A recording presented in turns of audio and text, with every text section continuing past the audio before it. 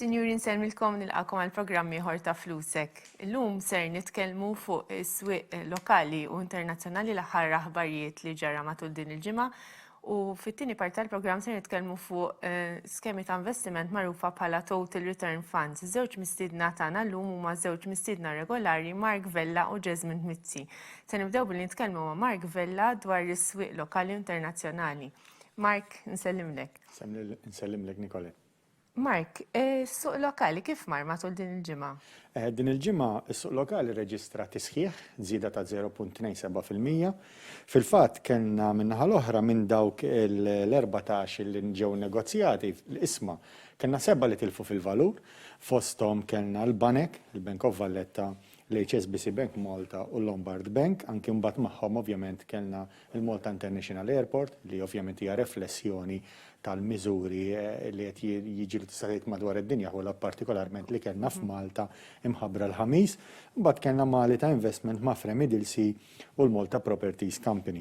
Kellna 4 oħra li min-naħa l-oħra reġistraw tisħiħ fosthom kellna Siemens Parsons Chesk, il-MIDI, Go PLC u l-BMIT Technologies li daw reġistraw żieda fil-valur pattew għan-nuqqas li kien hemm mis-seba' l-oħra l-kemm is-seba' l-oħra għandek 3 minnhom li nistgħu ngħidulhom hekk li huma heavyweights. Fosthom il-Bank of Valletta li l-prezz issa beda jmiss id-9 ċentesmu, għandek ukoll l-HSBC Bank Malta taħt id-9 ċentesmu, 85 ċentesmu din il-ġimgħa. U mbagħad ukoll għandek il-Malta International Airports il-prezz hawnhekk ukoll tilef madwar 5 ċentesmi biex għalaq fil-livell ta' 5.95 ċentesmu. Mbagħad kellna 3 oħra illi għalkemm ġew innegozjati matul din il-ġimgħa fosthom għandek Finbeg, Grand Harbour Marine u oħrajn, imma daw ma kellhom l-ebda ċaqli fil-valur. Ġifieri tista' tgħid ġimgħa pożittiva meta tara s-suq overall, imma ovvjament jiddependi inti x'tip ta' isma' għandek. Jekk għandek il-banek mort ħażin, jekk għandek kumpaniji bħal Parsons, MIDI, Go u BMIT ovvjament qed tirreġistra tisħiħ. Fil-fatt qabel ma bdejna l-programm bdejna ngħidu l-isma ta' Parsons irreġistraw tisħiħ sostanzjali. Jista' jkun li forsi ma nafx il-birra tagħmel tajjeb għal COVID jew immaġina kieku jiskopru xi ħaġa bħal din x'jistgħu jagħmlu isma ta' kumpaniji bħal dawn. Mark, reġgħu qed naraw ħafna volatilità rġajna fis-swieq. Fil-fatt, speċjalment fuq is-suq internazzjonali, kif marru s-suq internazzjonali matul din il-ġimgħa? Mela, din il-ġimgħa kif qed inti rġajna rajna ċaqliq qawwi minn ġurnata għall-oħra, ilna dejnek issa tista' tgħid dal-aħħar xahar minn frar ma anki jannar ma partikolarment f'dawn l-aħħar ġimgħa din qed tkompli tintensifika. Fil-waqt li fl-Ewropa is-swieq kienu f'territorju pożittiv għaliex kemm Pariġi, kemm Frankfurt, kemm Londra u kemm l-Eurostoxx 50 li huma tista' tgħid l-ikbar 50 kumpanija kwotati fil-boros Ewropej, dawk kollha reġistraw tisħiħ ta' madwar 1.5 bl-iktar wieħed Londra kważi 2.9%. Fil-waqt li n-naħa l-oħra tad-dinja jekk immorru lejn l-Istati Uniti kemm id-Dow Jones, in-Nasdaq u l-S&P 500 dejjem hawnhekk dejjem nippreċiża li aħna nkunu qed nitkellmu waqt li nkunu qegħdin nagħmlu programm aħna l-suq ikun għadu jiftaħ, nkunu qed nitkellmu ħafna drabi kif ikun għalaq is-suq il-ħamis. Però Dow Jones tilef marginalment matul il-ġimgħa l-istess l-S&P 500 ftit aktar minn 1%, hawnhekk ukoll fuq l-screens tagħna qed naraw il-grafika tad-Dow Jones Industrial Average u qed taraw hemmhekk iċċaqliq li kien hemm matul dawn l-aħħar ftit ġimgħat. Partikolarment l-ikbar telf ġie reġistrat minn Nasdaq. In-Nasdaq huma kumpaniji tat-teknoloġija u daw l-iktar li gwadanjaw is-sena li għaddiet, però huma l-iktar li qed jitilfu matul din is-sena. Fil-fatt jekk nieħdu paragun, in-Nasdaq is-sena li għaddiet kellu gwadan ta' 43.6%. Fil-waqt li l-S&P 500 reġistrat tisħiħ ta' 16% u 7.2% id-Dow Jones. Li daw f'sena ta' pandemija wara li anki l-2019 kienet sena pożittiva ħafna għalihom. Mill-bidu tas-sena law in-Nasdaq huwa l-unika wieħed li qed taħt il-livell illi kien fil-31 ta' Diċembru tal-2020. Il-pressjoni qed hemmhekk għaliex dak li qed jiġri fid-dinja tal-rati tal-interessi, partikolarment fl-Istati Uniti, qed ikollu impatt fuq dawk li nsejħulhom growth stocks bħal huma dawk tat-teknoloġija. Fil-fatt ġejja liha markafx rajna l-prezzijiet tal-bonds fil-fatt jaqgħu u l-yields li huma li maxxijiet prattikament jitilgħu.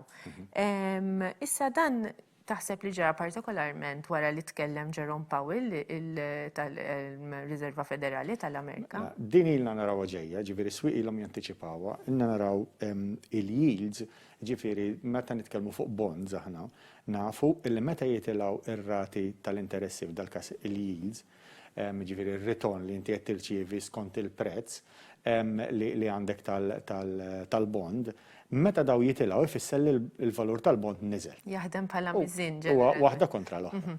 Issa, li qed naraw, pereżempju b'din il-ġimgħa partikolari, 10-year Treasury tal-Istati Uniti tal-Federal Reserve, dan żdied kważi 50 basis, ma ġifieri 0.5%. U dik iż-żieda tfisser li jaqa' il-valur ta' treasuries u wkoll dik tibda toħloq diversi spekulazzjonijiet rigward inflazzjoni u l-ekonomija għalfejn sejra li ġdan tistix qed titkellem jista' jkun mhux ħatevvera ruħha issa ma jista' jkun fi-2023 jew iktar il qudiem imma swieq jibdew mill-ewwel jaġġastjaw.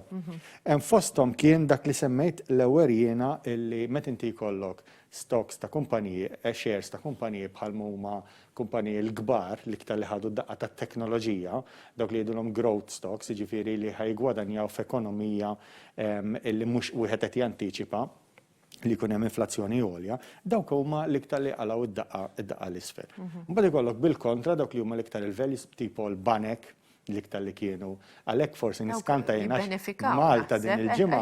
Il-banek waqgħu fil-valur fil-fatt meta tara barra, speċjalment l-Istati Uniti, il-banek jirreġistraw tisħiħ. Għax jibbenefikaw mir-rati iktar għoljien. Mir-rati iktar għoljien, il-banek ma jieħdux pjaċir meta rati jkunu baxxi, għaliex ikollhom ħafna strain, ġifieri qed naraw din tiġri il-banek lokali waħda mill-problemi li għandhom likwidità eċċessiva iktar minn normali għaliex il-COVID tfisser li l-nies forsi jmorru iktar safe, joqogħdu iktar attenti, u daw qed tiswielhom għaliex meta daw tipplejsjaw mal-ECB jew f'dal-każ li l-Federal Reserve differenti imma fl-Ewropa mal-ECB daw qed iħallsu charge mhux qed jieħdu rati bħalma kienu fl-antik.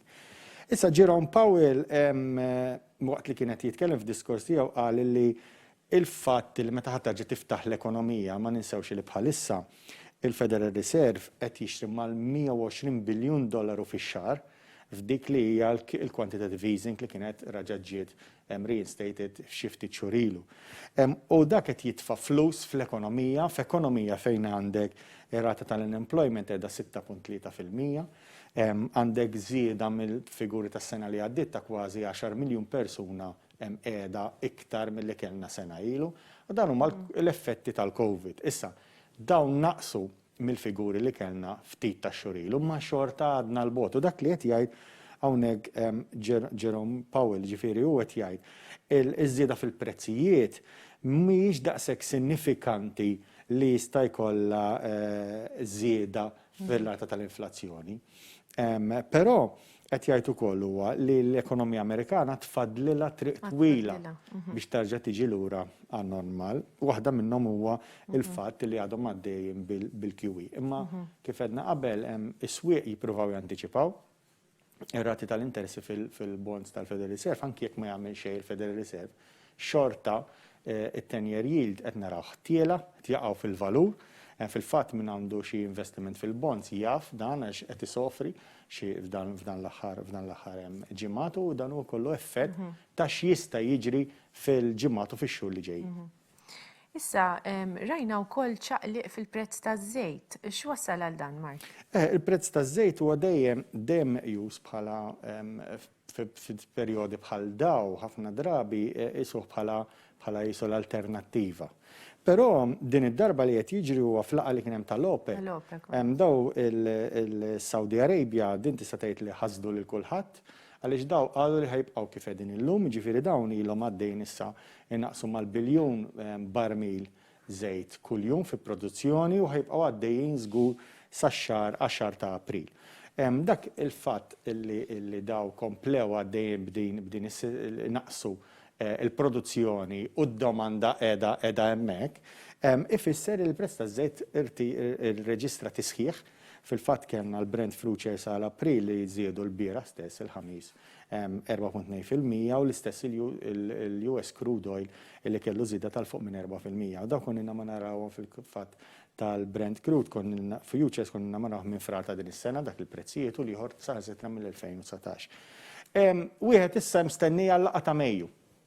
Ovvjament hemmhekk ta' Mejju daw Saudi Arabia jirriskjaw ftit għaliex il-pajjiżi li mhumiex fl-OPEC jekk daw iżidu l-produzzjoni jibbriġjaw dik il-gap li għandhom huma, però dan jidher dawn ma' pajjiżi b'saħħithom finanzjarjament u jistgħu jaffordjaw il-produzzjoni jikkontrollawha kif iridu. Mark, ma tantx baqgħna ħin, però xtaqt insaqsi d-domanda għaliex din il-ġimgħa bdejna naraw kif se jkunu l-budgets tal-pajjiżi waqt li qed ikunu ta' sostenna ċittadini tagħhom b'pakketti ta' stimuli u affarijiet bħal dawn. Fil-fatt rajna ċ-Chancellor tal-Ingilterra jħabbar il-budget. Tista' tgħidilna malajr il-miżuri. Qabel ma ħabbru kien diġà tista' tgħid they spill the beans, il-gazzetti junu jafu kważi x'ħajamel.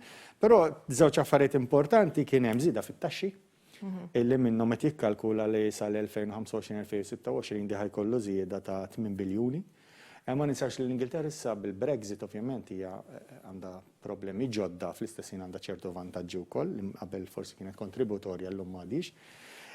Ukoll jikkalkula li ħajnaqqas l-ispiża b'madwar 407 biljuni mal dak li huwa l-ispiża tal-gvern. Il-budget intlaqa b'mixed feelings fil-waqt li ftit xhur ilu kienu għedin jgħidulu Santa Sunak, il-Chancellor of the issa jgħidulu Scrooge Sunak. Ġifieri, però hija enfasizza ħafna li l-ekonomija Ingliża ma tistax tibqa' sejra b'dan ir-ritmu ta' flus ta' loose monetary policy, ġifieri xi forma ta' s-sikar ħanidu ta' ċinturin irid ikun hemm huwa qed jipprova jagħmel. Grazzi ħafna Mark ta' dik l-update fuq is-swieq ser nagħmlu waqfa qasira ta' ftit minuti għar-riklami jibqgħu magħna.